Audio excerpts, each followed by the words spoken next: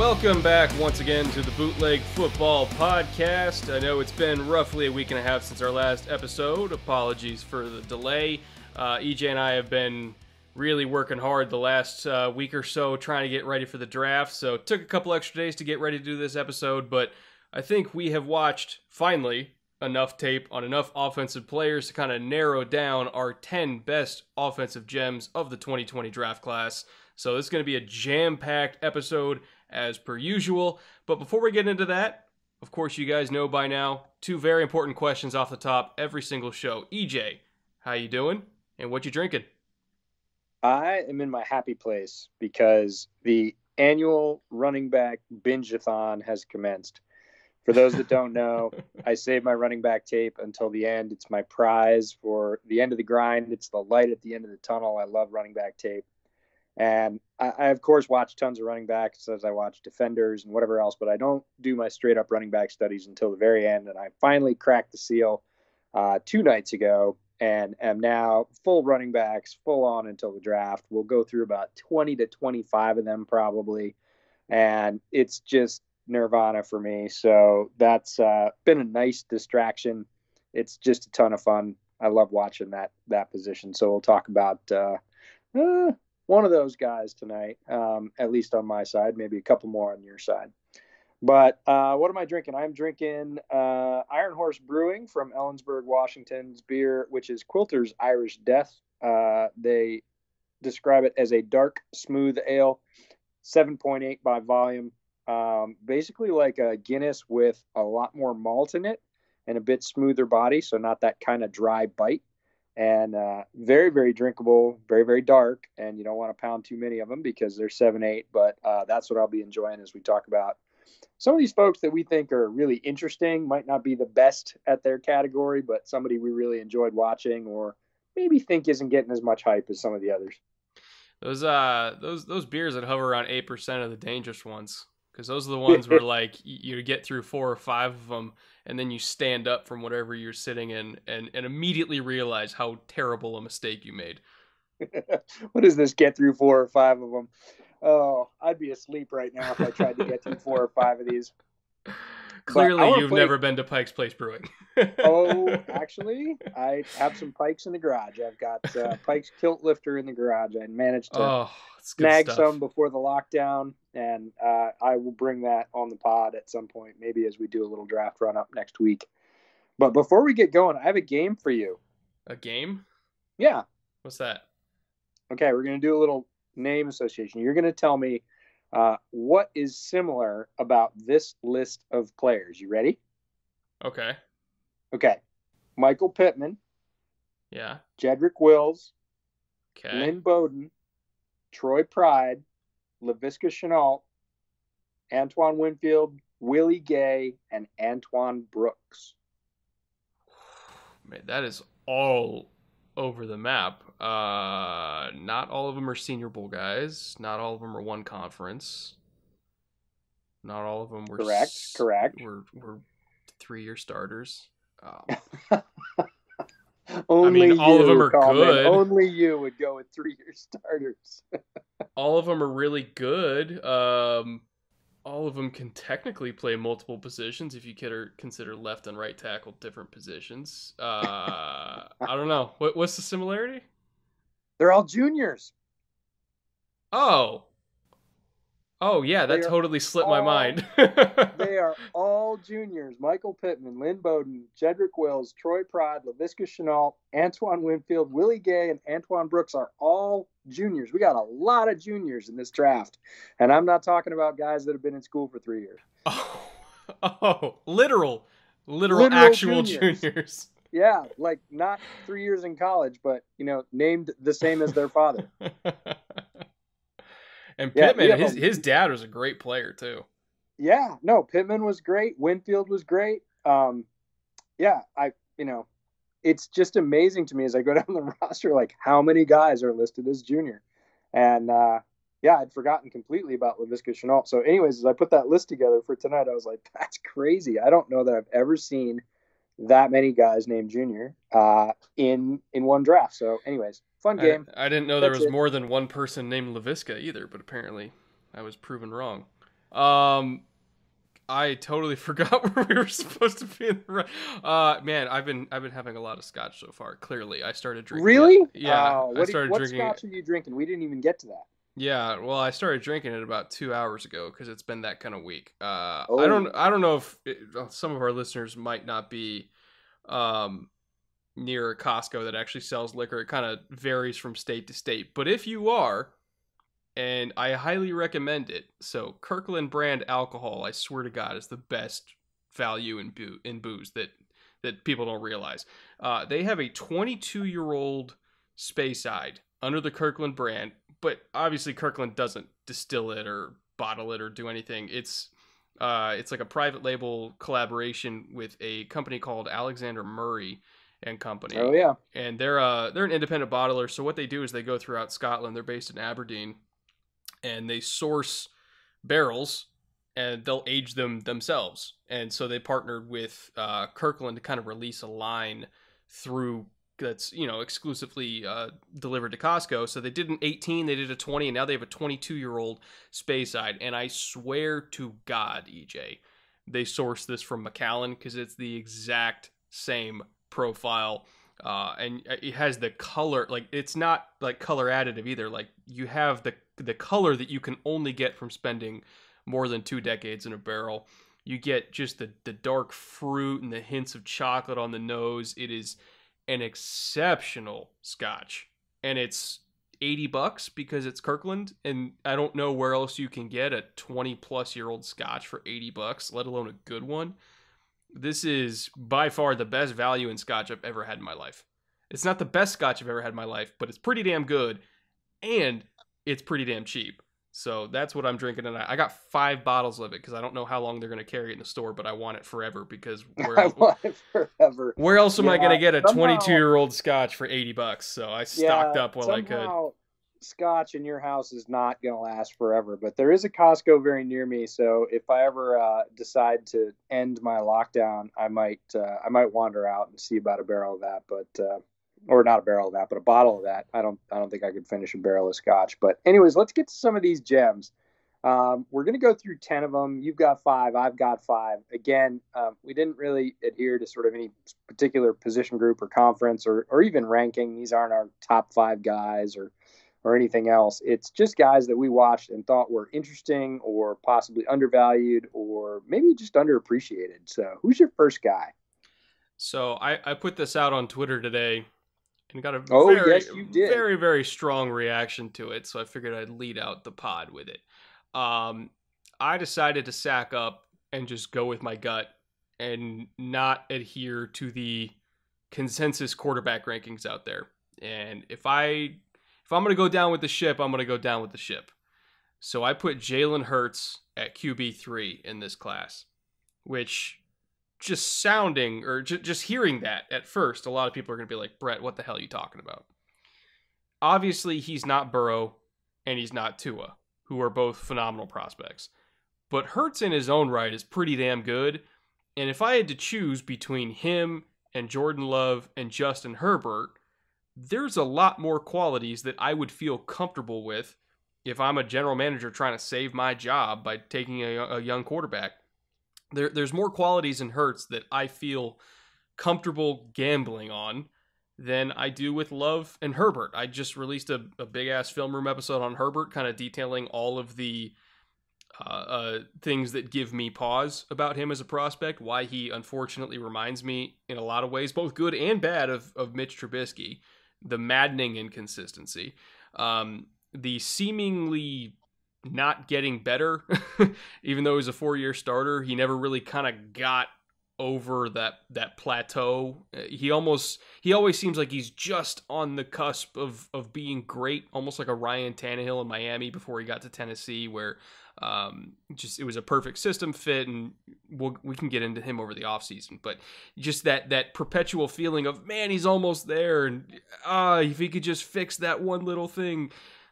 Herbert, I don't know if he's ever going to get over that plateau. He's had so many years as a starter to get over that plateau, and he hasn't. And then Jordan Love, who he had a phenomenal 2018, and then the team got gutted in 2019. But some of the issues that even were there in 2018 when he was a really good player, particularly not being really good at throwing the fade ball and the go ball. Like that throw just gives him trouble. And in the NFL, you have to be able to throw go routes. You have to be able to throw fades, because that's especially, if you're in an offense that likes to put your number one receiver in the slot and run slot fades just to get him like a number one or a one-on-one matchup, which a lot of teams do these days, you have to be able to throw that ball. Like, you have to be able to hit that throw. And he just, for whatever reason, in the last 2 years, he just hasn't been able to. And that's not really something that's easy to fix. That's all about touch and timing and anticipation, which are things that a lot of times you just either have it or you don't. He'll make some truly incredible throws, and I think he's pretty good in the quick game, but he hasn't gotten appreciably better in some of the things that I think he needs to. And then you look at Jalen Hurts, who contrasted with Love and Herbert, he has gotten better every single year. Not even just noticeably better, but a lot better. Like, you look at his release, you look at his accuracy, you look at his decision-making, you look at his pocket presence from when he was the SEC Freshman of the Year, and then a sophomore, and then he was Tua's backup in 2018, and he played really well when he was in the game. And then he went to Oklahoma and got another starting job at OU, and he was just an actual better football player with every year of experience.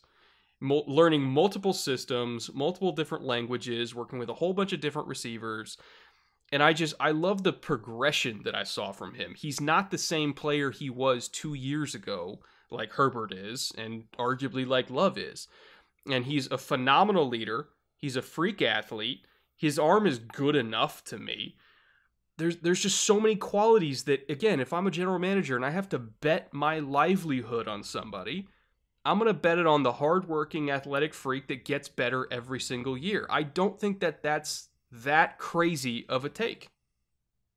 It's not, and I feel your pain, because it was probably about 10 days ago, maybe 2 weeks ago now, and I was just messing around with mock drafts, and I happened to throw one up because, look, I had a little extra time to get abused, so I threw it on Twitter, and it was for the Bears, and I had traded down twice, and I think my first pick in the first round was like 53 or 54, something like that, because I'd traded 43, gone down about 10 spots, picked up a later second and a third, and I got to the mid-50s or the late 50s, and Jalen Hurts was on the board. And I'd picked up a bunch of extra picks, so this isn't the Chicago we know of staring down the face of the draft right now with 2 picks in the second round and then not another till the 5th. There was a bunch of ammo there. And obviously Chicago's quarterback situation's not settled. Nick Foles is there. I think he's the presumptive starter. Mitch is who knows what at this point. Maybe backup that can develop, maybe trade bait. Who knows? It's just all over the board. And they need an answer at that position, and we both know until you get an answer at that position in the NFL, you just keep going. You just keep digging. You just keep taking shots. You just keep acquiring assets until you find the guy, the answer. So he's sitting there at the mid-50s, and I've got a bunch of other picks, and I said, all right, what the hell, I'll take him. So I take Jalen Hurts at 53 or 56, something like that. And, man, people come out of the woodwork. What are you doing? Pace and Nagy are on the hot seat. They don't have time to wait. Blah, blah, blah. And I'm like, look, this guy has started at 2 Power 5 programs, right? He is a captain, a leader. He's played in national championship games. To your point, he's improved every year. And the knock on Hurts, when you really get down to it, is not his athleticism, not his ability to move in the pocket, not his ability to throw accurately short. It's the ability to throw accurately deep. And I have some stats for that, because this is very interesting. Yeah. So these are some numbers that I pulled up. Number one, Jalen Hurts last year passed down the field, meaning 10 plus yards past the line of scrimmage. So in the intermediate and deep passing game, he passed down the field at a higher rate than any other top quarterback prospect in this class. Tua was at 42%, Burrow was at 36%, Herbert was at 40%, believe it or not, despite how many screens they threw, and Love was at about 38%. So he was attacking down the field more than other quarterbacks. He was throwing less screens than other quarterbacks, so he had fewer layups. Again, Herbert had a ridiculous rate of screen passes at about 23%. Hurts was at about 11%, which is comparable to the average NFL starter. That's a pretty normal number. So it's not like Lincoln Riley was dialing up screens on every 1st and 10 like Oregon was. Like, it was this whole conception that all they do is throw screens there is not accurate. Now, additionally, Hurts's on-target accuracy percentage on those throws that are 10 plus yards past the line of scrimmage. This isn't completion percentage. It's just, was the ball catchable? If the DB breaks it up, if the receiver drops it, whatever, that's, if it's an incompletion, it doesn't matter. Was it on target? He had 75% accuracy percentage on those downfield throws. That was the 3rd highest in all of college football. For reference, Burrow was at 80%, which is ridiculous. In 2018, when he was the backup for Tua, but he still got plenty of play time because they blew everybody out, so he was playing in the second half of basically every game, he led all of college football at 83% on-target accuracy for downfield throws. Again, ridiculous number.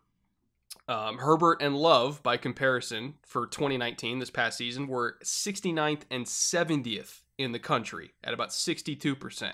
Very, very low.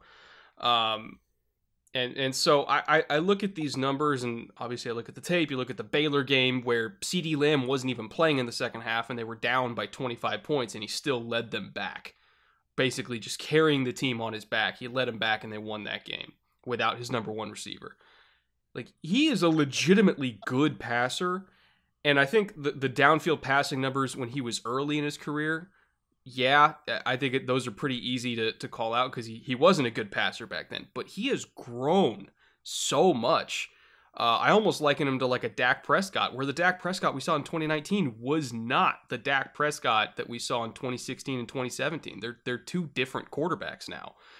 And so I believe in his growth. I believe in his progression. And somebody who has gotten that much better despite learning a new offense in the middle of his career, I can't not bet on that kid. Yeah, he's very hard to bet against for many of the reasons that we've brought up. And I think he's much closer to a ready-made plug-in than either Herbert or Love. Certainly more than Love. I think that's a very easy comparison to make and say that Hurts is much more sort of game ready at the pro level than Love is. I don't even think that's a stretch. Herbert, I think it's the same, right? I think if I have to say who's my week 1 starter, if I'm a team that needs a week 1 starter between Hurts and Herbert, I'm going with Hurts because he's proven that he can adapt to new systems, adapt to new teammates, lead, win, and make things happen with his arm, with his legs. Like, this goes back to, DJ and Bucky on Move the Sticks talking about shooters versus scorers, right? And the NFL is classically looking for, that's a basketball analogy, right? The NFL is classically looking for guys who can throw, right? Who can shoot the 3, right? Throw that long ball. And Herbert looks to be that part, right? He's got the big arm, and occasionally he just thread one, 55 yards downfield and go, ooh, that's a shooter, right? Scorers are guys that find ways to get it to the hoop a bunch of different ways, off the dribble, off the dunk, grab a rebound, put it back off the glass, shoot the 10-footer off the elbow. Like, they find a way to get it done. And Hurts is a scorer. He is not particularly a shooter. Now, the stats you brought up say he's a better shooter than people think he is. But he's a scorer, right? He is a guy that gets it done and, to your point, has gotten it done at a higher level every year. So I just think he's a really hard guy to bet against. Yeah, I think he's going to sneak in solely because of the contract control. I think he's going to sneak into the back end of the first round. I really do. I don't know that he will. I'm going to say I think he should. Chargers trading up to 30. You heard it here first. Yeah, I can see that. I could see Anthony Lynn selling a pick to do that for sure. Because he's so perfect behind Tyrod. So perfect.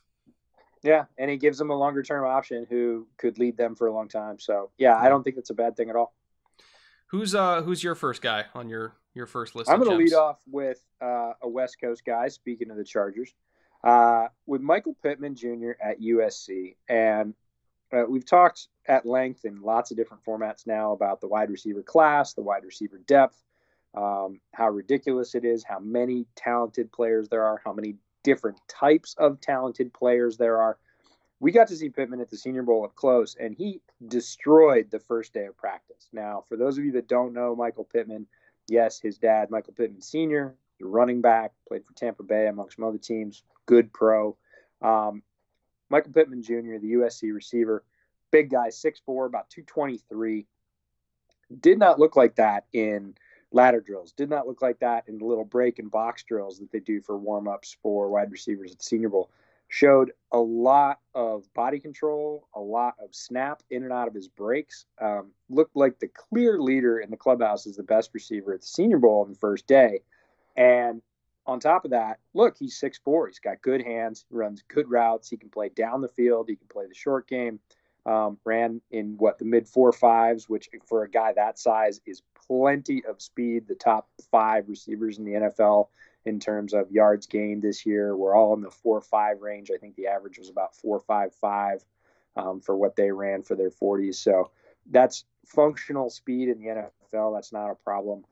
If you watch his game, Michael Pittman Jr.'s game against Utah, it's like watching a superhero film. Oof. It's ridiculous. He went over 200 yards. Yeah. He single-handedly just took apart one of the best defenses, certainly in the Pac-12, but in the country, and he made them look silly, and I mean really silly, and most of it, half of it, with a backup quarterback. The lead quarterback for USC went out in the first half with an injury, and he just continued to destroy them. So he's got great film. He looks good against, competition at the Senior Bowl. His numbers are fine from the combine, and there's just so much talent and depth in this wide receiver class. You don't hear him talked about as, wide receiver 5 even. I think he's maybe creeping up to that status.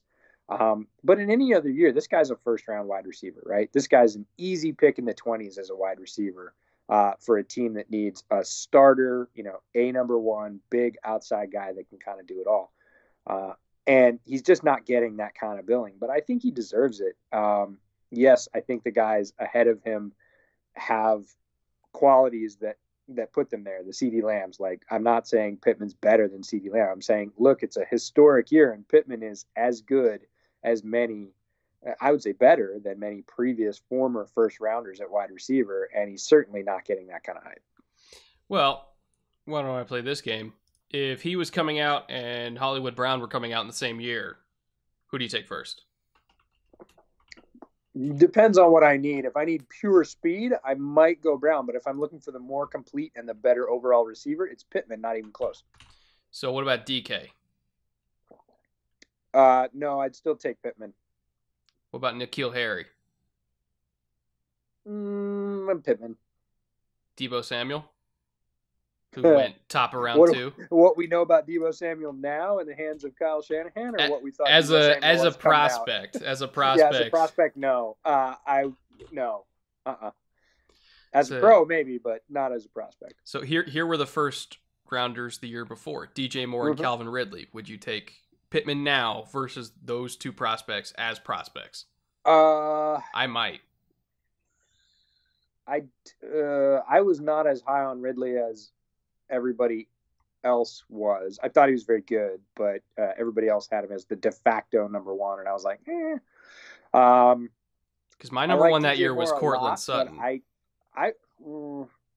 I really liked DJ Moore a lot that year, but I can't say that I liked him more than I like Pittman right now. I would say that's about a dead heat. I'd probably take, I don't know, I might have taken Ridley a little bit above him.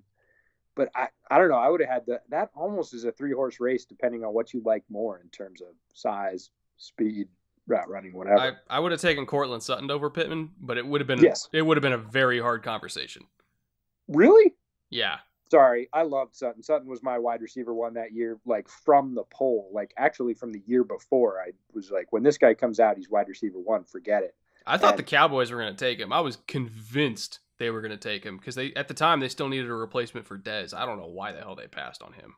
Yeah, no, Sutton was my number. If it was between Pittman and Sutton, I'm taking Sutton like hands down. But most of the other guys, it's at least a conversation, if not Pittman. So, and then you look at this class, and he's maybe number 5. It's crazy. I think he's I think 5 is actually a stretch on most people's boards. I see some crazy stuff. I see like Laviska Shenault above Pittman, and I'm like, what are you talking about? Like, Also, I have him for why?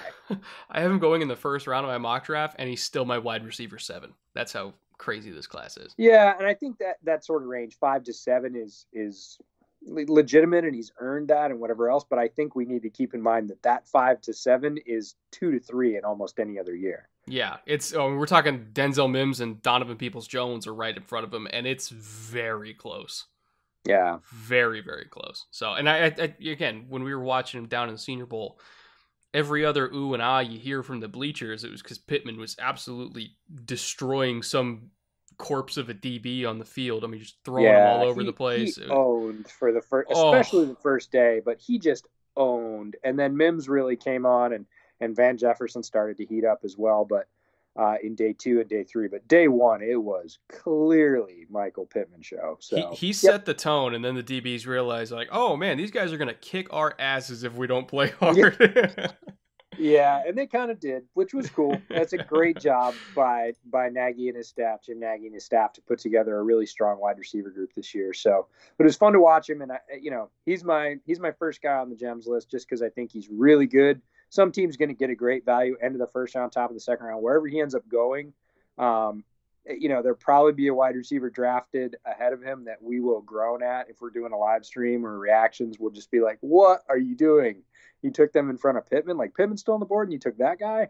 I guarantee that's going to happen at some point, but some team's going to walk away very, very happy with Michael Pittman Jr. My second guy is also, I'm going to kind of skip ahead on my list a little bit because I do want to continue the wide receiver discussion. I mentioned Donovan Peoples-Jones is my wide receiver 6 this year, and he's the second DPJ. one. Oh man, he is so underappreciated.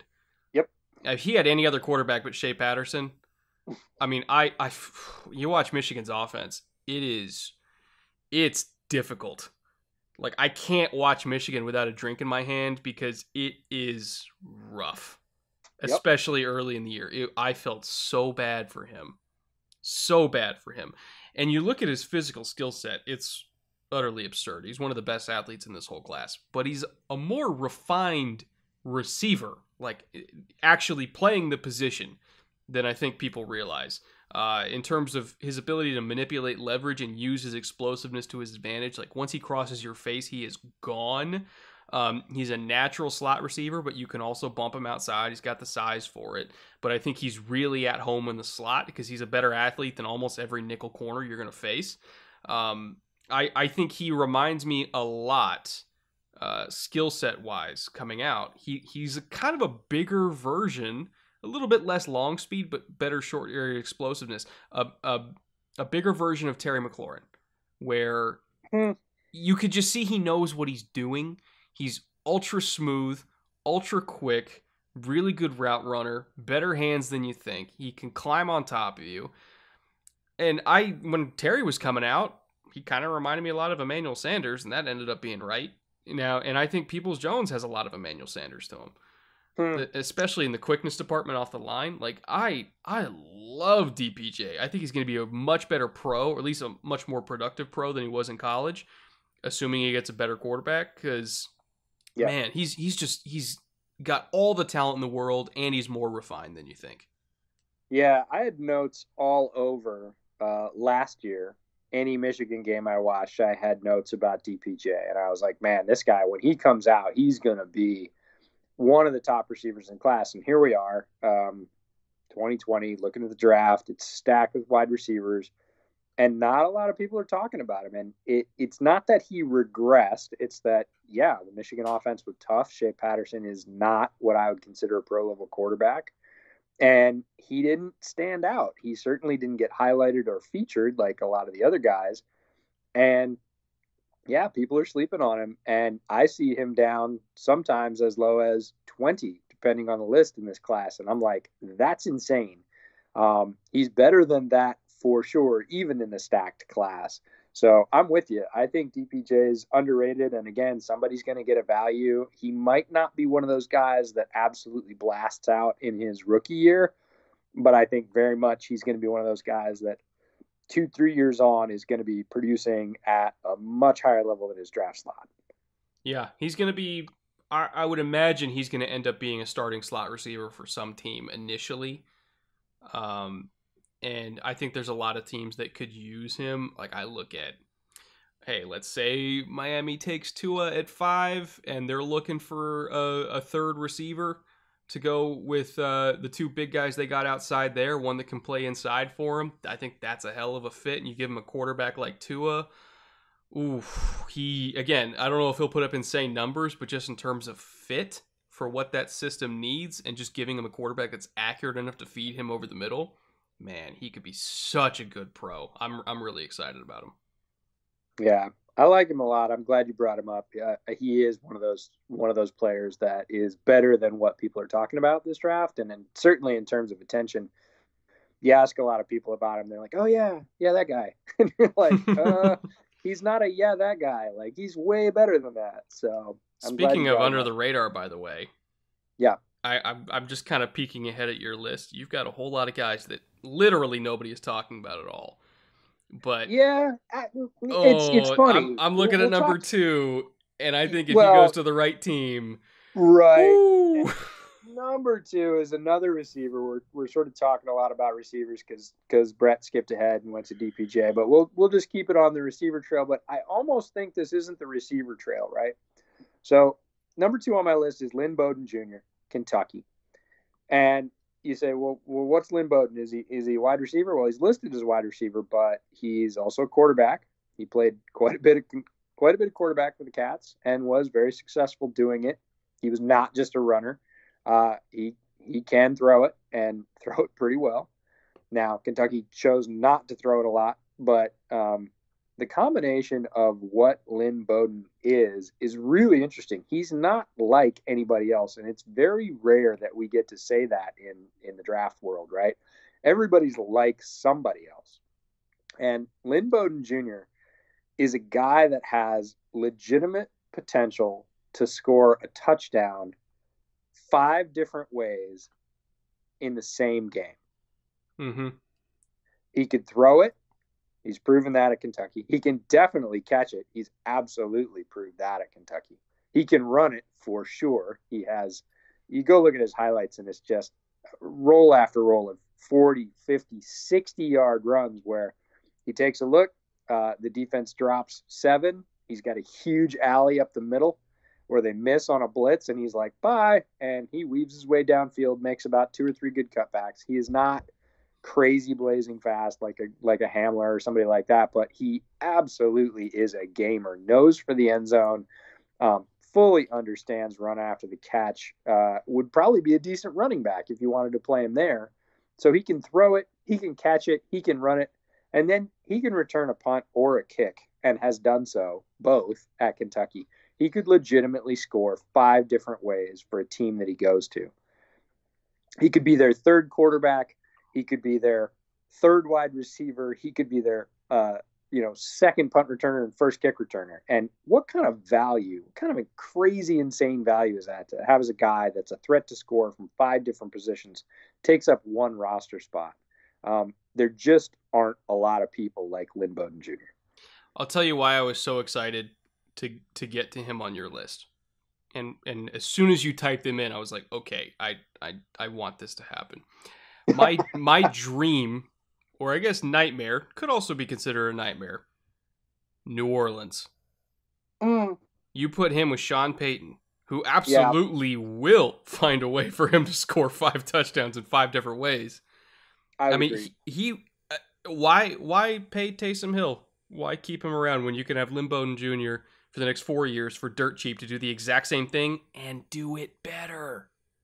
Yeah, I really think with very few exceptions that Lynn Bowden Jr. is a better version of Taysom Hill. And just to double check that, yeah, he's a true junior. Yeah. So he's a 3rd-year junior, which means he's 20. 2.5 years old right now. Taysom Hill, and almost nobody recognizes this fact, is going to be 30 this year. Yeah. 30. Been in the league not that long, but he was on a mission before that, and he's literally going to be 30. And if you can get Lynn Bowden again, third, fourth, probably, I think is about the right place, the right valuation. For no money. For no money at 22.5 years old, and he can fill 5 roles on your roster on game day. What? Like, and at a high level. These are not like, oh yeah, I've seen him throw left-handed and it's not that bad. No, this guy threw, touchdowns against the SEC with fair regularity, and certainly ran for a lot more. So no, Bowden's a ton of fun, extremely versatile, knows it. Really moved to quarterback because the team had need there, not because he wanted to or it was any kind of diva thing. He was fine doing what he was doing, and they're like, well, we need you at quarterback. And he was like, okay, yeah, I can do that. Hey, we need you at wide receiver. Hey, we need you at kick returner. And he just does it all and scores from every position and makes a lot of really high-level athletes, they play good teams every week, look really silly on a regular basis. And his ability to run in the open field, his run after catch is, I'm not going to say it's as good as a guy like Ayuk, but it ain't that far off. He's really close to that level. If you gave him like Ayuk's quicks, and he's not slow. I'm not trying to make him out as slow, but if you gave him like really elite quicks with his vision and ability to cut back, he's already dangerous enough, but that would be legitimately breathtaking. He's a football player. He is exactly that. He reminds me of, and I'm going to say it and people are going to jump all over me for it. He reminds me of a guy like Walter Payton, who could do whatever you asked him to do on the football field. Look, Lynn Bowden Jr. is not Walter Payton. Let's be clear. But he has that same sort of, hey, put the ball in my hands any way you want me to get it, and I'll make it happen. That to me screams exactly what you said. Football player. Yeah. Like, put him on the field. We'll figure it out. Yeah. What is Lynn Bowden Jr.? Is he a receiver, a quarterback? It doesn't matter. He's a football player. Get him the ball. He's going to do good things for your team. So I think probably, 30 out of 32 teams want that guy on their team right now. The other two are just too mired in, well, what is he? What's the value? Right? And the value is get him the balls in hand and he's going to score. That's the value. Yeah. Oh God, I love him. I can't wait to see where he goes, because I know we're gonna talk about him for 10 more minutes for wherever he actually ends up in the league. One of my all-time favorite offensive linemen to ever study is the third guy on my list, and he's my favorite not because he's my highest grade, but just in terms of pure entertainment factor. It's hard to outdo Mekhi Becton. The man mountain, Mekhi Becton.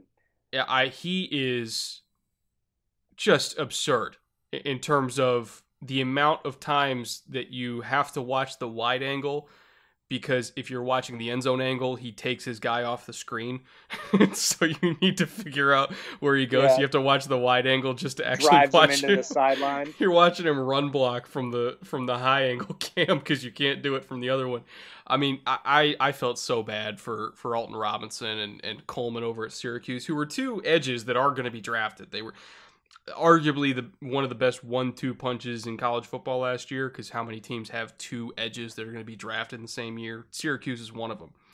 They must have ran outside zone lead behind Becton 20 times in that game for like $150. He absolutely annihilated them. And it wasn't just power and speed. Like, in terms of technique and angles and actually reading fronts and knowing when to pass off to the tight end and knowing when to crank him outside and widen the edge and let the tight end pull through the B gap. Like, he's a really, really smart tackle too. And keep in mind, outside zone is just as much about reading and reacting and working in concert with the guys around you than it is just being bigger, stronger, and faster. He is bigger and stronger and faster, but again, there's a mental component to it that he has mastered. And so when you watch that, and again, he's a better pass protector than, again, I think he's given credit for. He only allowed an average of one pressure a game. Only one.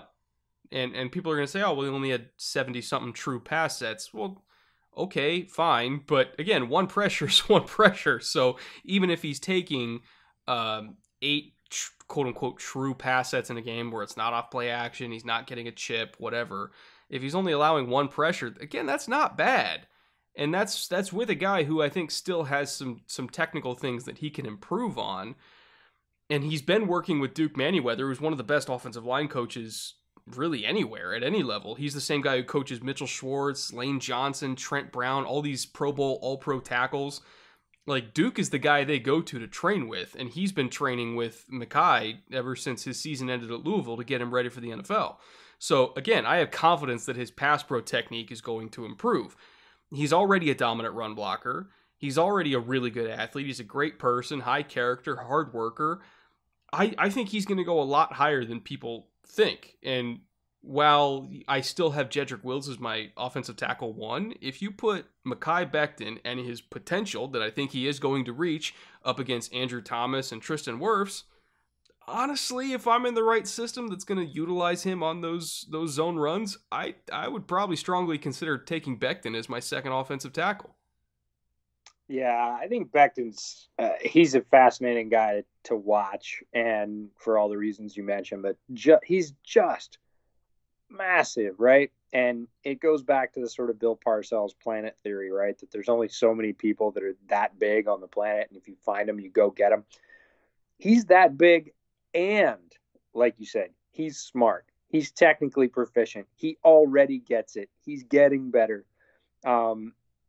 The idea that guy's going to get a lot better is really, really frightening. Yeah. Because he could beat people with just his frame. Like, even if he wasn't that strong, just that wingspan, that size, that frame of getting in the way of people, he could beat people with his frame. And we've seen plenty of guys like that. We saw some at the Senior Bowl who have a really big frame, and we're like, well, they're winning on frame right now. On top of that, he's powerfully dominant with strength. He moves well, which is ridiculous for a guy of his size. And like you said, he understands the mental component of what do I need to be doing here to make it the best? Meanwhile, I'm going to drive my guy, 13 yards out of bounds and put him like literally back on his bench. Becton is,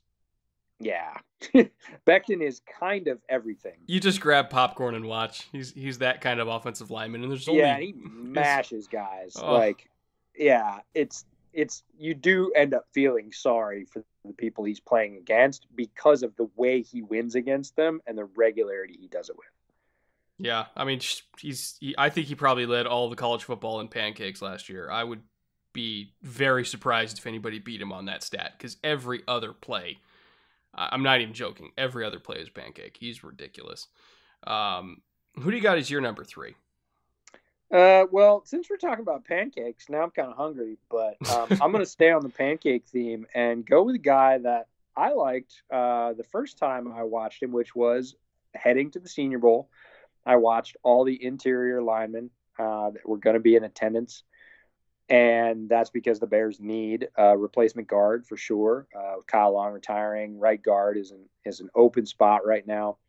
And so I wanted to look at all the centers and guards and say, okay, who's available? And there was a guy that I wasn't familiar with named Logan Stenberg from Kentucky. And Logan Stenberg, we've talked about a bunch. I've talked about him on Bears Over Beers as well. And he's a huge dude. He is what you describe as country strong. And he usually ends up laying on top of his guy in about a third of the plays he's in. Right? Because he beat him and he dropped him to the ground and then he fell on top of him and they're not going anywhere. They're done. There's several plays I can think of from watching his tape where he knocks the guy down, guy gets up, he knocks him down again.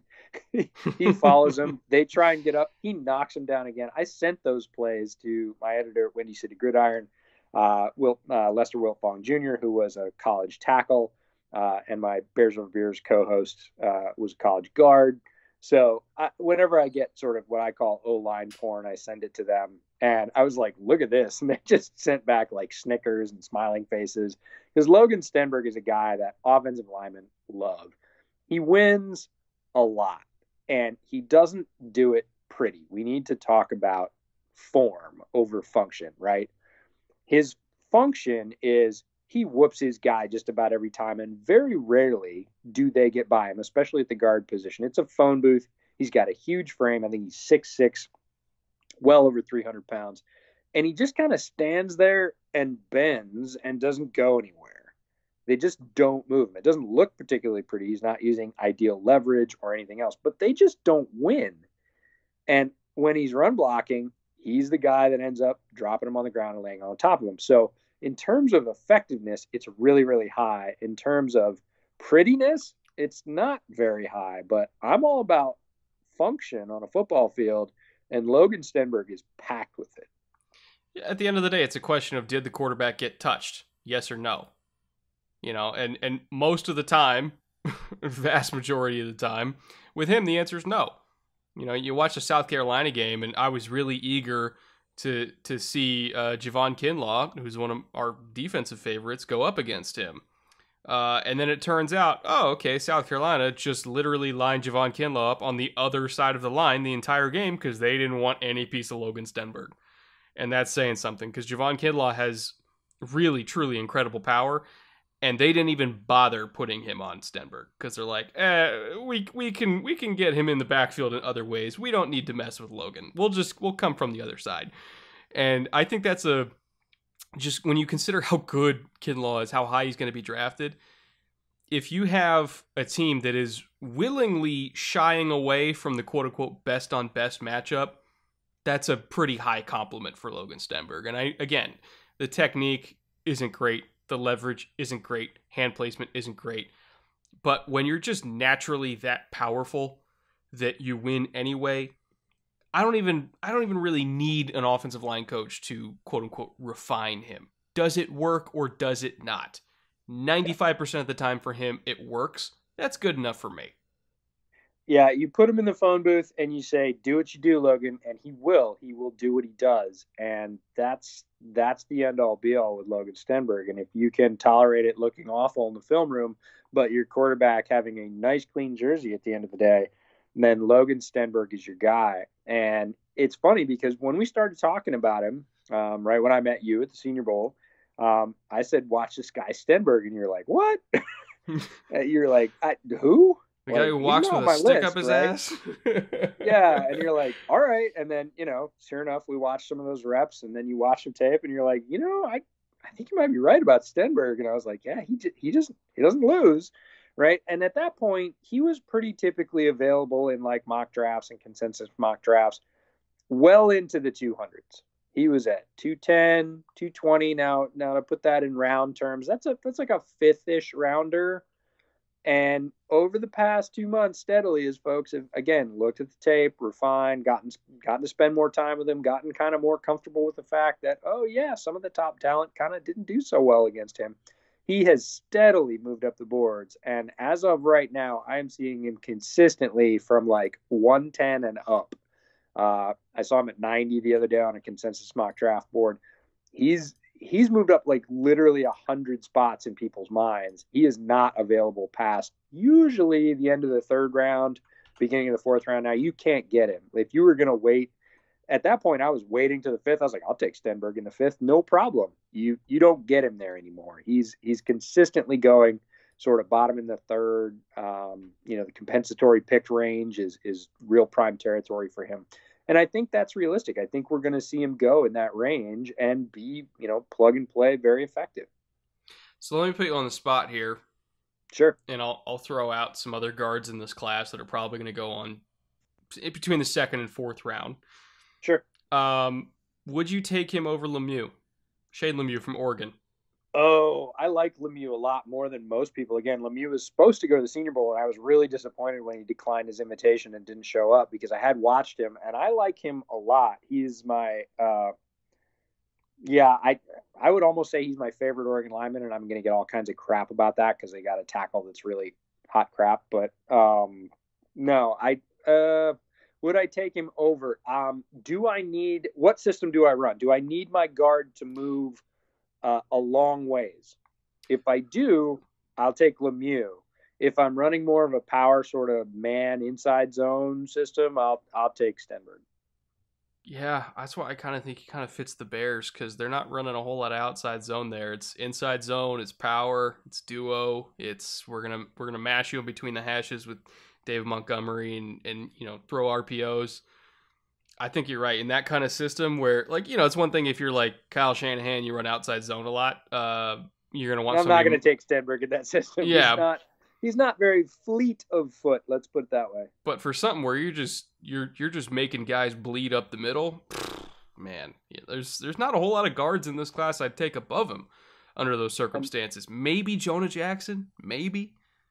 And again, there's some power guys that if you're talking about value, you might get lower down. I'm really high on Kevin Dotson from Louisiana Lafayette, Robert Hunt's teammate down there. He's pretty underrated as a power guy. What about Damian Lewis? No. You'd still take Stenberg? I'm not as high on Lewis as some other folks are. I really think I really think our crush at center made Lewis look better than he would have had he not been there, and that's Lloyd Cushenberry. I think Lloyd Cushenberry is Batman. I think Damian Lewis is Robin, if we're sticking with your analogies. That's a good way to put it. Or Alfred, even. I don't know if he's an Alfred. I mean, he's good. He's a starting guard at LSU, the SEC. He more than held his own. He beat up on a lot of guys. He's a good guard, but like Cushenberry, a lot of times in the LSU system and Joe Brady's system, you're seeing those interior doubles, and it's usually Cushenberry and Lewis. And they showed up at the Senior Bowl. They were late ads, both of them. And on day one, they're like, hey, we're going to do the same thing. We're going to double guys. And they killed. Like, they ran double drills. And those two guys look more polished, of course, because they're teammates and played together for a couple of years, than anybody else. And with their power, like, nobody had a chance against them with doubles. They looked so refined on day one of the Senior Bowl with doubles.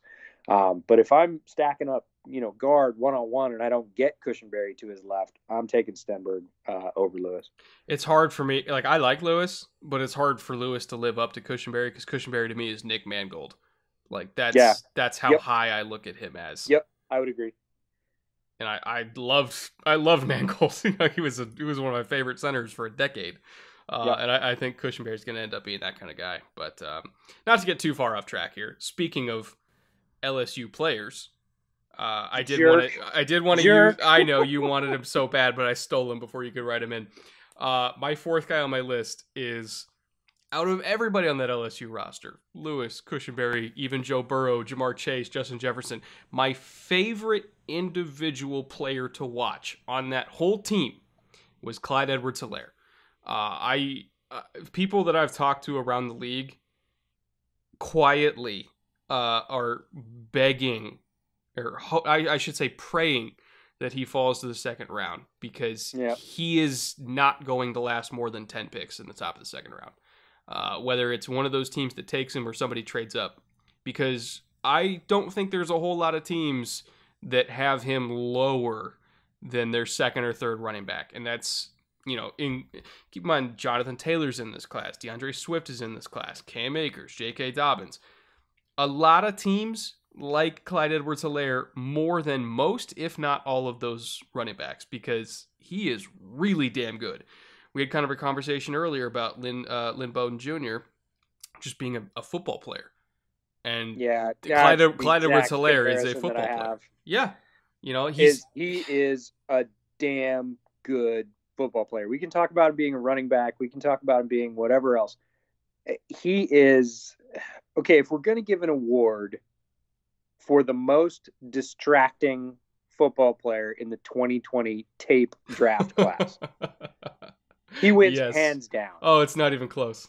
Every time you try and watch tape of anybody playing LSU, anybody on the LSU offense, like, you're like, no, I'm going to concentrate. No, I'm going to concentrate. Justin Jefferson, I'm just watching the receiver routes. I'm just did you see what he just did? Right? And he does it over and over and over again. There's a consistency to that. It's not just highlight plays, and his ability to get it done. And you say, well, what's it?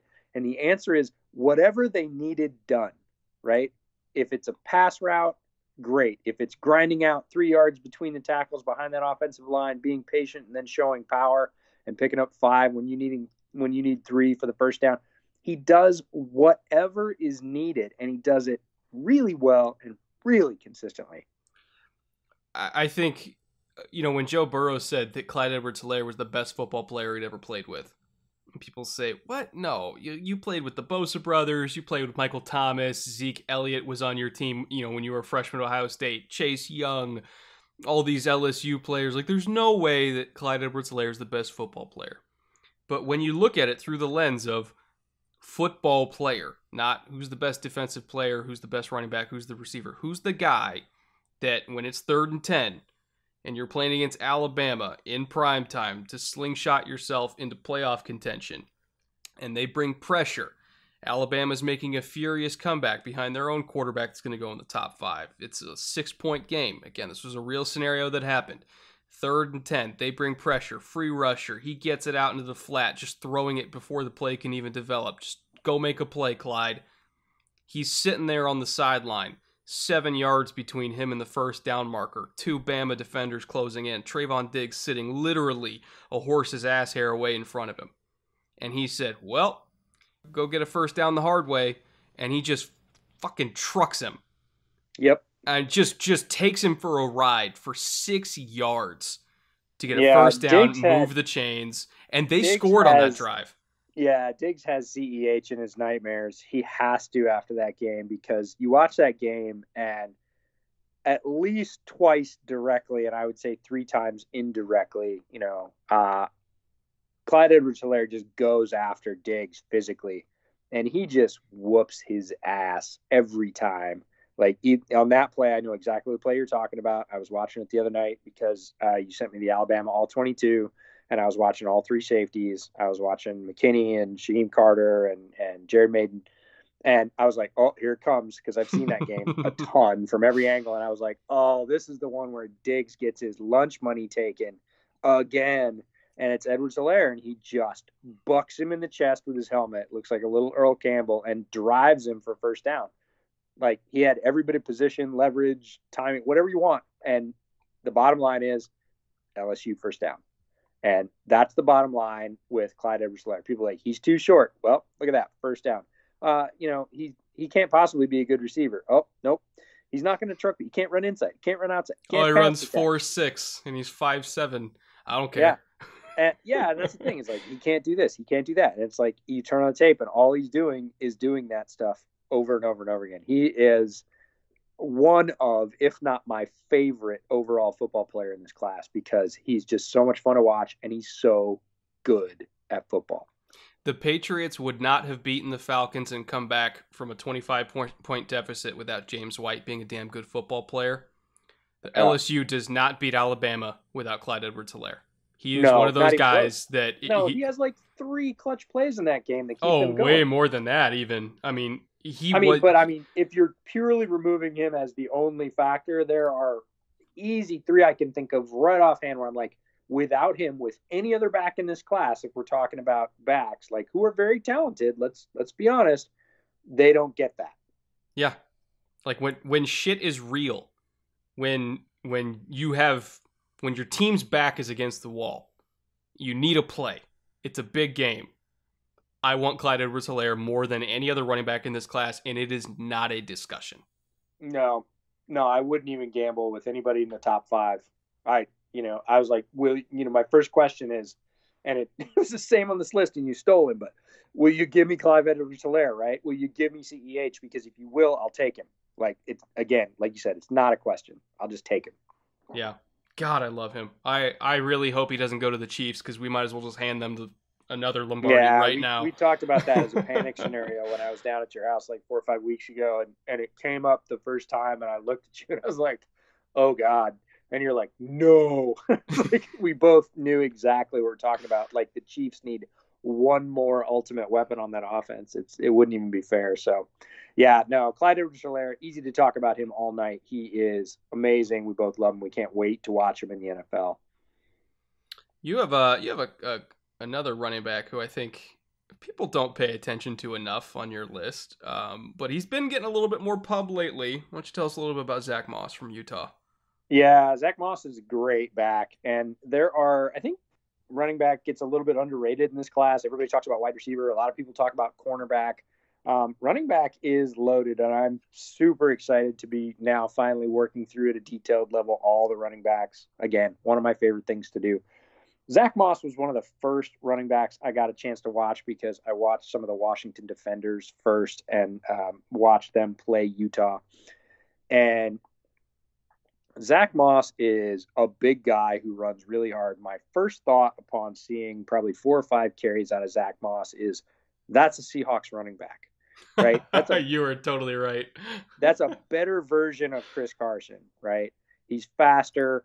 I think he's certainly more developed than Carson was coming out. Carson famously not a highly drafted player. Moss is big and powerful. People say he's not fast. That's not true. He's plenty fast. We just talked about, Clyde Edwards-Helaire running a 4.6. And he is not just a banger. He is not somebody that just looks for contact. Like, he does not shy away from it. That Utah team is extremely tough. Folks from inside college football say that Utah plays like an SEC team, which is the ultimate sort of compliment. They're very, very tough. Very, very tough team on offense and defense, and Moss is the perfect sort of epitome of that for them on the offensive side of the ball. Not super developed catching the ball, but not incapable in that part of the game. A good, solid pass protector, and just shows enough facets in the run game that he's going to be really valuable wherever he goes. I think he could absolutely be a rookie starter that contributes at a fairly high level, and if he ends up in an idealized system for him, like Seattle, he could easily be one of those backs that rips off 11 or 1,200 yards and scores some big touchdowns. Zack Moss is good at being a running back and very, very powerful. He, on the speed note, does he have top end speed? No. Part of the reason, I kind of have a theory about this, and I put it on Twitter a few days ago. Lay it on me. I want to hear it. So, Jonathan Taylor, fastest running back in this class, I guess, unless you count Antonio Gibson. But, Jonathan Taylor's like a legit high 4.3 sprinter kind of guy.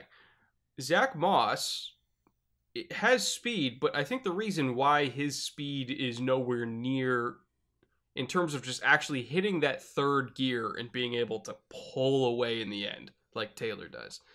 When you look at his stride, it's a lot different than Taylor's. Remember, Taylor grew up running track. He was taught how to run, the mechanics of running, which I know you're very familiar with, in terms of lifting the knees, opening up the stride, and speed is all about stride length times stride frequency.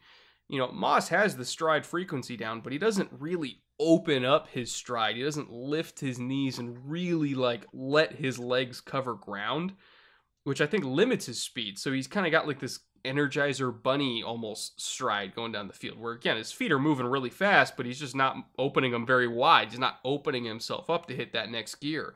I think if he talks to a track coach, and he kind of learns the mechanics of running, the mechanics of hitting that extra gear like a professional sprinter, I think he can be even faster in the league and really kind of reach a level of potential that maybe people don't realize he can.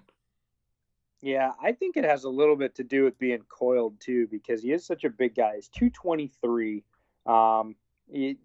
just about a little over 5'9", 5'9.5", and 223, and he kind of stays coiled, like you said, those sort of high frequency, short, choppy steps. He keeps his feet underneath him very well, has very good balance.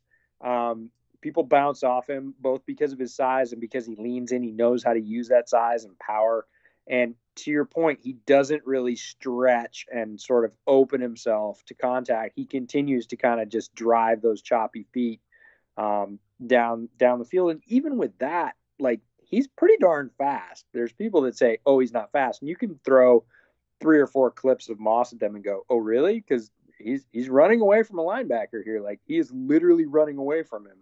So he's not slow by any stretch, but I'm with you that I think he has more potential as a pro, and that's saying something because he had a very good college career.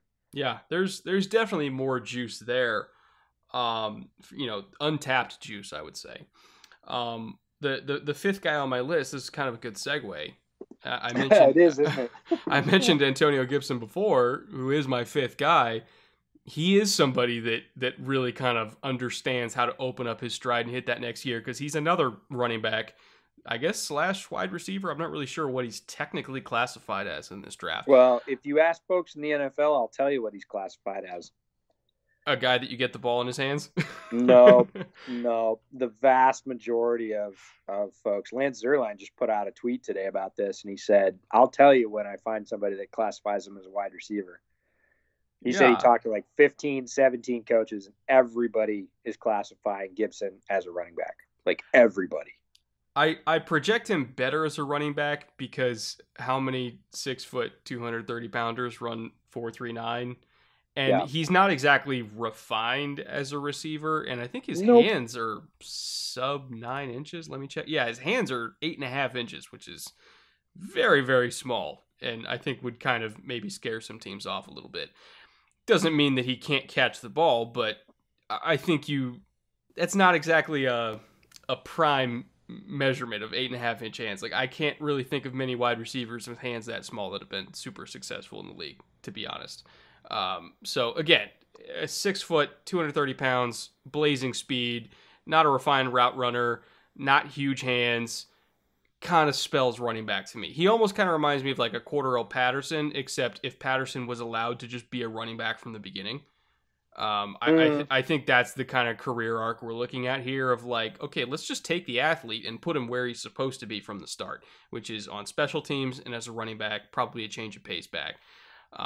And I think if you get him to the right team, like cough, cough, the Chiefs, that can use that size, speed, get him in space, design plays for him, get really put his skill set to use. So we're running crack toss with him. We're running outside zone with him. We're running sweeps with him. We're running screens with him. We can put him in the slot because, again, he has experience at receiver. We don't want him to be a primary receiver. And kind of match him up with linebackers that are not going to be able to keep up with his speed. You put him in the slot and do work there. So he's a do-it-all weapon in the mold of a Cordarrelle Patterson, but if we just don't waste the first few years of his career trying to make him a receiver, and instead if we just put him on special teams and as a change of pace back from the start, I think he'll end up having the career that Cordarrelle should have had. Yeah, I would say I'm not so on board with the Patterson. I like the comparison to Patterson's career as an athlete.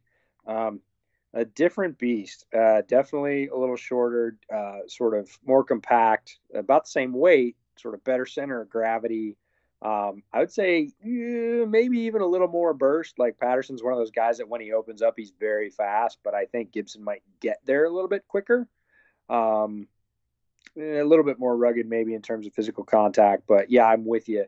And labeling him a running back doesn't limit a guy anymore. You might say, oh, that means he needs, 15 carries or 20 carries. No, running backs are multifaceted players in just about any offense in the league now. They routinely split out into the slot. They go on jet sweeps. They catch swings, which are basically runs, but they're officially passes in the stat book. So calling him a running back doesn't limit his offensive effectiveness because almost anybody's going to use him as a run pass option. The sort of personification of the run pass option is Antonio Gibson, and he can do it, boy. You get that guy in space, you give him a crack, breaks one tackle, somebody's lazy with wrapping up, and that guy's gonna burn you at 4.39 in that size, right? He's gonna score. So it's all about him fitting into the right place, landing with a coach that understands that he is probably not a hand it to him 15 times, quote unquote, bell cow back, that you need to be a little bit creative about getting the ball. But if you do it in those right situations on those kind of slicing, almost slashing outside, outside toss, wide zone, let him get outside, pick his spot, put his foot in the ground, make one cut and just really pin it, you're going to see some big plays. You're going to see some explosive plays. I really want him to go to Philly because they already have Miles Sanders. But I think you can fit in Gibson as a change of pace and give Sanders a blow. You give him 8 carries a game, give him 4 catches a game, 12 touches, kind of balance out Sanders, ideally getting 20. But with those 12 touches, he could get 100 yards. he's that kind of talent. You watch him in Cincy, which is when they finally started to kind of commit to him as a running back. He was averaging 11, 12 yards a carry against Cincinnati in their 2 games they played against them. So, again, he's a dynamic threat, a dynamic athlete, not a refined receiver whatsoever. But again, if you're just committing to him as a quote-unquote weapon and you figure it out later what plays he runs best, I think there's a lot of teams that have the creativity in their system that can best utilize him. I hope he goes to one of them. That means New Orleans, New England, Philly. I think Frank Reich over in Indy could do some fun things with him. Baltimore obviously could do a whole lot of fun things with him. Anthony Lynn with the Chargers, if they're looking for a change of pace for Eckler, who's going to be their new number 1 running back. Like there's a lot of teams that I think he could have an excellent career with, and I sincerely hope he goes to them because he could be one of the more effective weapons in this whole class. Even if he's not a volume weapon, just in terms of pure efficiency, he could be one of the best in this whole class if he goes to the right team. Yeah, you match him up on whoever's the slowest, and you use those shifts, the pre-motion shifts, to identify who that is and sort of put them out on an island, and they just pee their pants. Like, it would be super, super fun. So, my last guy is a guy that not a ton of people are talking about. I think he has a very defined role moving into the league, and that's Josiah Deguara from Cincinnati, tight end. And definitely on the move tight end side. Deguara is not a huge guy. He's in the 230s, I want to say. He's a 4th-year senior out of Cincinnati, just over 6'2", call it 6'2.5". 242. He's a little bigger than I thought he was. Runs very, very well. One of my favorite things about Deguara is that he is a high-effort player. There's a play where ball gets picked off, and he ends up running about 80 yards from the opposite side of the field to tackle that guy at about their 10 and prevent the touchdown. Just a high-effort player. Always plays with a bunch of hustle. Understands leverage. Understands zones. Can get himself open, especially against zone. But is capable of outrunning man, too. He has pretty good wheels. He's very natural in terms of being a hands catcher. Not a ton as a blocker, but he will bring pop at 242 and surprise some, say, nickel corners who have crept down and split the tight end out wide, and he'll run a crack. They'll run out behind him. So versatile skill set, really fun player. Again, sort of football player, guy you'd want on your team because he hustles. He can make first downs for you. Definitely a guy in his early career that could earn his keep on special teams, has that mentality. Just a really sort of good all-around player that's going to be available later, 4th, 5th, maybe even 6th. I think he'll probably go in the late 4th or early 5th. But for a guy that's going to contribute at move tight end, which is almost a starting position at, half the offenses in the league, even if he's an understudy for a couple of years and just keep on special teams, that's a great value to get out of a 4th or 5th round pick. And again, he's a really hard guy to bet against because of all the little things he does well. And again, we're going to mention them damn near every podcast, but he fits them very, very well. Baltimore. Because we know that's a team that will use all of their tight ends. Yeah, they'll actually play all of them they have, which is rare. They already have Andrews, they already have Boyle, but they play 13 personnel quite frequently because they can. I think you have him as a move option, an H-back. You put him in the slot as a big slot. You can even put him outside a little bit, I think, if you really want to. Again, he's not going to blow the top off you, but just as a body that you can put out there and just kind of do interesting things with. Again, he's a versatile piece. Yeah, it's funny because I was just watching the Washington offense tonight. I was watching Salvon Ahmed, their running back, but that offense runs a lot of bunch and tight stack and, all guys in between the hash marks. And if you run him in a stack, right, with a receiving tight end like Andrews and make the third guy in the stack like Hollywood Brown. Ooh. Right? You're giving Hollywood a free release. Well, yeah, you and that's the thing is you could just run the same stack and you could run probably 10 or 11 like pass variations out of the exact same set. You still got Lamar at quarterback, which just makes everything so much more complicated. You're going to have, very good running back options, a solid offensive line, as the Ravens often do. But now you've got this problem all stuffed over on the left-hand side. You've got a legitimate move tight end who can run, I would say anything short to mid-deep routes pretty effectively. You've got Andrews, who's a very good sort of physical receiver in the short zone. And then you got a speed threat.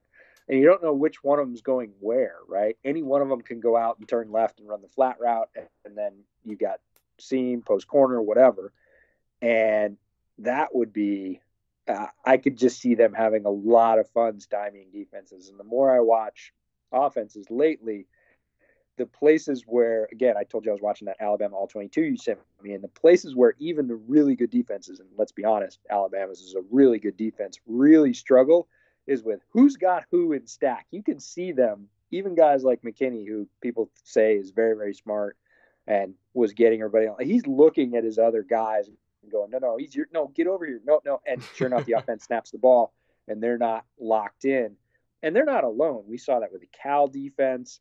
That is sort of one theme out of this year's tape work that comes over and over again. If you really want to screw people up, run a good stack variation that always looks the same off the snap, but you do a good 5 or 10 things out of it, and the defense will break at some point. You will get a busted coverage and a free either 20 yards or touchdown. And the thing with those Saban defenses that people need to understand, they're incredibly complex, and a lot of what they do will look exactly the same, but their assignments might be wildly different. So, like, let's say again, if it's a 2-man stack, and they have a clamp call on, which is a 3-man coverage call against a 2-man stack in that system. They'll play a lot of cover 7, so like the coverage call will be 77 clamp in Sabanese. And so a clamp call is like the number one. You need a T-shirt that says "I speak Sabanese." Yeah. Well, if you follow Coach Kyle Kogan on Twitter, he's got a lot of this stuff. It's very, very good. So like a clamp call, it's like the boundary corner. He'll carry the number 1 receiver, but if the number 2 receiver in the stack breaks out anything under 5 yards, that's his, and then the safety has the number 1, and then the number 2, I guess you would call him an apex defender inside, again, because it's a 3-on-2 coverage. Now he's looking for a number 3 coming across, and if there's no number 3, then his responsibility is now to rob number 1. And that's just one call. That's one 3-on-2 coverage call they have, and there's like 12 of them just to handle a stack. And so if you don't get that 77 clamp call, and then if they motion into the stack, and so then, if say McKinney is changing the call to something else, like shoot or trap, whatever other, because again, they have a whole bunch of different coverage calls, and you don't hear it because there's 90,000 people screaming at the top of their lungs. If you don't hear it, and all of a sudden you take number 1 instead of sitting on number 2, and it's 3rd and 5, and you give them a free out, and you say, "Oh man, well it's just a speed out, whatever, what can you do?" It's like, no, there was a coverage call that was called that was supposed to stop that, but you didn't hear it, you didn't communicate, you didn't understand your assignment. So that's part of the problem, and I wouldn't say even problem, part of the difficulty with evaluating some of the DBs in this system, because you're never 100% sure what their assignment is, because it all looks exactly the frickin' same, but it might be a totally different assignment that you thought they had, but they really didn't have. And it's Bama DBs are just really frustrating, because you know what the system is, theoretically what they're supposed to be doing, but you don't know if that was the exact thing that was called. And really all you can do when you're evaluating DBs in that kind of system is just look at traits, because knowing their assignment is damn near impossible. Yeah, no, I would agree. You and I had a little Twitter or a text exchange when I was watching that tape, because it is, it is a mental exercise to pick that apart, even at my very limited level, and say they're good or they're bad. They did what they were supposed to do or they didn't, and you really end up, like you said, reverting to, how did they move? Did they use leverage in the places where they were, in a zone? And at that point, you can assume that they're in the right zone. How did they play it? Did they play it aggressively? Did they play it soft? yeah, it becomes a very, very, especially when you're watching all 22 with no sound, no announcers calling anything. Two versions of every play. It's a 45 or 50-minute tape, and it's a hard thing to focus through. It's a lot of fun as an exercise, but boy, you got to put on some popcorn tape after that and have some fun, because if you just did that all day. I just like it when people say, like, oh, I don't like so-and-so Bama defender, or it could be Georgia, or really anybody that runs, like, even the Clemson guys in Dave Aranda's system. They say, like, oh, he makes too many mental mistakes. It's like, how do you freaking know? Like, no, we don't. I have their playbooks, and I know a decent amount of the terminology. I'm not as experienced in it as a lot of the other guys you find on Twitter. And even I can't tell what coverage they're in because they all look the same. How do you know they're making mental mistakes? Yeah, and a lot of times it's, did they try and flex to cover somebody else's, which is when defenses really start to break is, hey, I know that's your guy, but I also know you're not covering him, and I can't leave him wide open, so I'm going to pull off my guy because he's short and that guy's long. Yeah. And, it looks like, well, he just left his guy. He's undisciplined. Well, no, maybe he knew where the hole was, and he just prevented, the long touchdown. So, yeah, we could talk about that, well, endlessly. We do. But we should probably get out of here because people have been listening to us for a very long time now. Yeah, this has been a long show. We kind of thought it was going to be a long show. That anytime we have 10 prospects to talk about, they do kind of bleed on and on. So we'll get out of here. Again, great show. Thank you again, EJ, for indulging my ranting and raving about one Jalen Hurts, because I love him more than most. And you indulging mine as well, because it is the time of year for ranting and raving. We are recording this 1 week out exactly from the draft kicking off. The 2020 draft kicks off next Thursday. You'll probably be hearing this on Friday or Saturday, but we've got a bunch of other stuff coming up. We're going to try and get some live coverage going for the draft. Hopefully do a live stream both pre and post each day of the draft if we can. Maybe even do a live mock draft as kind of a warm-up or a test before that. Probably have at least one more pod that comes out, if not two, before the draft. And then, of course, we'll have wrap-ups on all the draft picks. A big one probably, my guess, is Saturday or Sunday after the draft, sort of wrapping up just how it went, top themes, top storylines. Oh, yeah, I might have a new take on grades, but we'll save that for a different show. Yeah, you have a lot of interesting numerical things coming up. A little bit of a tease. Yes, but we'll get to that after the draft, because we've still got a lot more to talk about. So, again, stick with us. 1 week to go till the 2020 NFL Draft. Thank you for listening, and we'll see you next week.